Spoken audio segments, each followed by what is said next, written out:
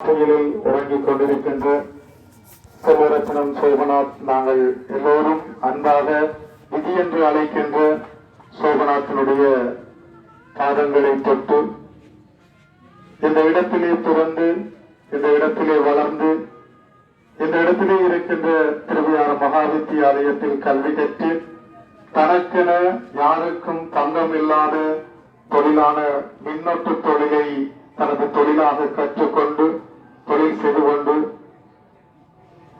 அன்பாக நேசித்து மனம் முடித்து இன்பமாக வாழ்ந்து கொண்டிருந்த காலத்தில் தன்னுடைய துணைவியாரின் தாயாரின் வீட்டு வாசலில் துணைவியோடு கூடி நின்ற வேளை கொடூரமான அவலமான மரணம் அவரை அண்மித்திருக்கின்றது.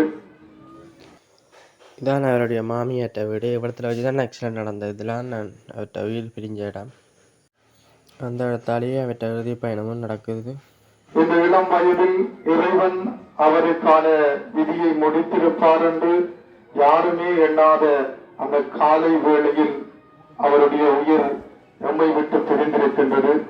நிச்சயமாக அவர் எங்களோடு கூடித்திருந்த நாட்கள், இந்த சமூகத்தில் நண்பர்களோடு பழகிய நாட்கள் அத்தனையும் அற்புதமான நாட்கள். இளம் வயதில் அவர் இந்த உலகை விட்டு பிரிந்து சென்றாலும் யாருக்கும் பங்கமில்லாது, சமூகத்திற்கு எந்த கேடும் இல்லாது ஒரு அற்புதமான மனிதராக பிரிந்து சென்றிருக்கின்றார். உண்மையில் அவருடைய பிரிவுக்கு பின்னாலும் பல மாற்றங்கள் இருக்கின்றது. அவருடைய இந்த பிரிவு பலர் மத்தியில் சமூகத்தில் ஒரு மாற்றத்தை ஏற்படுத்தும் என்று நம்புகின்றோம். எல்லாம் வல்ல இறைவன் அவருக்கு அவருடைய ஆத்மாவினுடைய சாந்திக்கு உறுதுணையாக இருந்து அவருடைய ஆத்மா இறைவனுடைய பாதத்திலே சாத்மா அடைந்து மீண்டும் ஒரு வடிவில் இந்த சமூகத்திற்கு வருவார் என்கின்ற நம்பிக்கை இருக்கின்றது. அந்த நிலையை எல்லாம் வல்ல கனகாம்பிகை தாயவள் நிச்சயமாக ஏற்படுத்திக் கொடுப்பார்.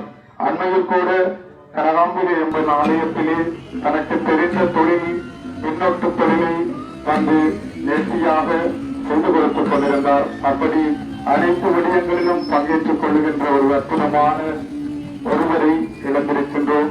அவருடைய இழப்பால் துயரத்திருக்கின்ற அவருடைய துணைவியார், தாய் தந்தையர்கள், உடன் பிறந்த சகோதரர்கள், உறவினர்கள் அனைவருக்கும் எங்களது ஆழ்ந்த அனுதாபங்களையும் இரங்கலையும் தெரிவித்துக் கொண்டு அவருடைய ஆத்மா இறைவனுடைய பாதத்தை சென்றடைய எல்லாம் வல்ல கனகாம்பிகை தாய் அவரை பிரார்த்தித்து அவருடைய ஆத்மா சாந்தி அடைய வேண்டிக் கொள்கின்றது.